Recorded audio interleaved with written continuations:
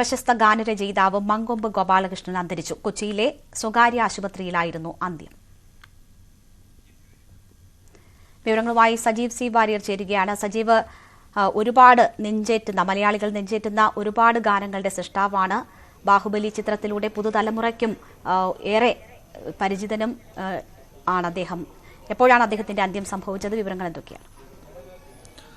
രേണുക, മങ്കൊമ്പ് ഗോപാലകൃഷ്ണൻ ഏതാനും ദിവസങ്ങളായി കൊച്ചിയിലെ സ്വകാര്യ ആശുപത്രിയിൽ ചികിത്സയിലായിരുന്നു.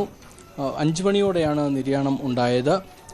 ശാരീരിക അവശതയെ തുടർന്ന് ഒരാഴ്ചയായി ആശുപത്രിയിൽ കഴിയുകയായിരുന്നു അദ്ദേഹം.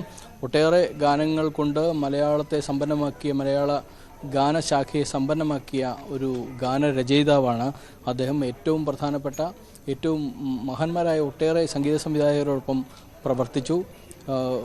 അദ്ദേഹത്തിൻ്റെ ഗാനങ്ങൾ നമുക്കറിയാം. ആഷാഢമാസം, അതുപോലെ ലക്ഷാർച്ചന കണ്ടു മടങ്ങുമ്പോൾ തുടങ്ങിയ ഗാനങ്ങൾ, ഒട്ടേറെ ഗാനങ്ങൾ മലയാളി മനസ്സുകളിലുണ്ട്.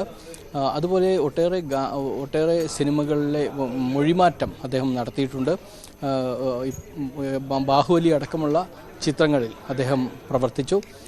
2017 വരെ വളരെ സജീവമായി ഗാനരചന രംഗത്ത് ഉണ്ടായിരുന്നു. 1970കളിലാണ് അദ്ദേഹത്തിൻ്റെ ഗാനരചന രംഗത്തെ പ്രവേശനം. അതിനുശേഷം നിറയെ ഗാനങ്ങളുണ്ടായിരുന്നു. ദക്ഷിണാമൂർത്തി സ്വാമി, അതുപോലെ ജി ദേവരാജൻ, രവീന്ദ്ര ജെയിൻ അടക്കമുള്ള വലിയ സംഗീത സംവിധായകർക്കൊപ്പം പ്രവർത്തിച്ചിട്ടുണ്ട്. ഒട്ടേറെ മലയാള ചിത്രങ്ങൾക്ക് ഏകദേശം 87-90 ചിത്രങ്ങളിൽ ഗാനങ്ങൾ എഴുതി. ശരി, സജീവ് വാര്യരാണ് വിവരങ്ങൾ നൽകിയത്.